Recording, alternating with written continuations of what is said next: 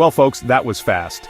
Dr. Dave Weldon, Trump's pick to lead the CDC, is out, gone, withdrawn. His confirmation hearing was supposed to happen today, but the White House yanked his nomination just hours before. Turns out, even some Republicans weren't keen on having a vaccine skeptic in charge of America's public health.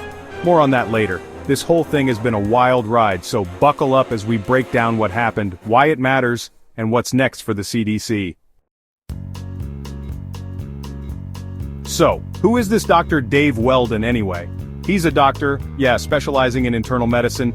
He also served as a Republican congressman for Florida for 14 years. Sounds impressive, right? Here's where things get dicey. Weldon has a long history of vaccine skepticism. We're talking pushing bills to limit mercury in vaccines, and questioning the safety of vaccines in general. This guy's been called out by actual scientists for peddling debunked theories. Yikes. Remember back in November when Trump tweeted out Weldon's nomination like it was some kind of victory? It was one of those moments where you could almost hear the triumphant fanfare in the background. Trump was clearly proud of his pick, and he wanted everyone to know it. He took to Twitter, his favorite platform, to make the announcement. The tweet was filled with praise for Weldon, highlighting his supposed qualifications and dedication to the country. It was a classic Trump move, using social media to rally his base and create a buzz around his decision. Great guy, loves America, knows vaccines. At least, that's what Trump wanted us to believe.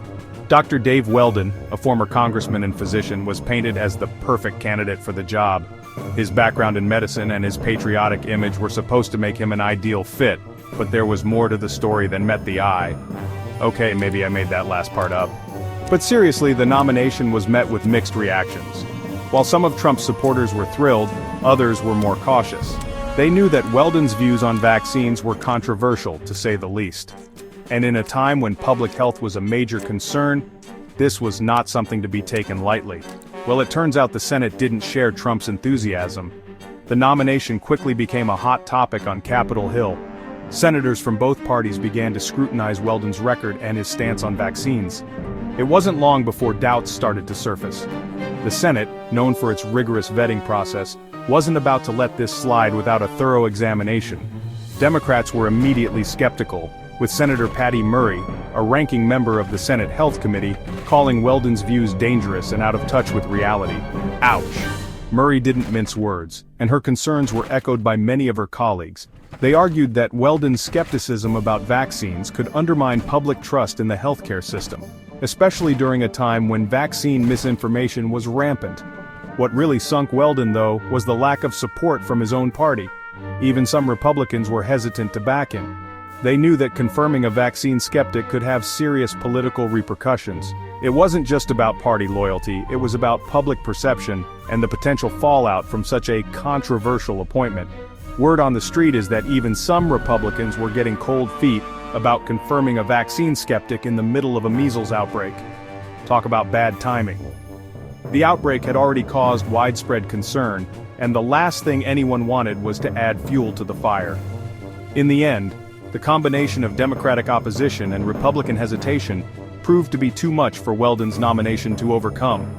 It was a clear example of how public health issues can transcend party lines and bring about unexpected alliances. Let's dive deeper into Weldon's greatest hits, shall we? Weldon has been a prominent figure in the anti-vaccine movement for years, and his influence has been both significant and controversial.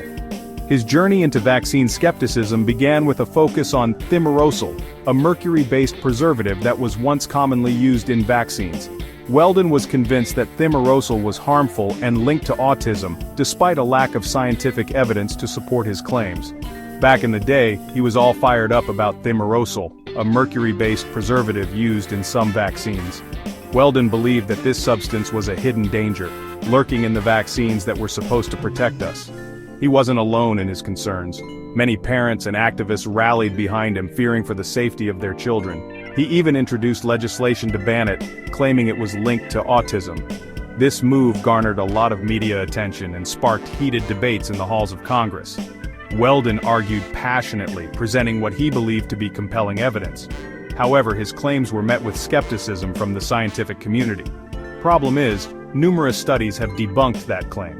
researchers from around the world conducted extensive studies and found no credible link between thimerosal and autism. These findings were published in reputable medical journals, but Weldon and his supporters remained unconvinced. They accused the scientific community of being in cahoots with the pharmaceutical industry. Weldon's also questioned the safety of the HPV vaccine, which protects against cervical cancer. He raised concerns about potential side effects and long-term health risks, despite the fact that the vaccine had undergone rigorous testing and was approved by health authorities worldwide. His stance caused a stir, leading to a decline in vaccination rates in some areas.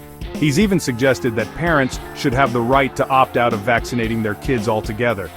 This idea resonated with a segment of the population that was already wary of government mandates and pharmaceutical companies.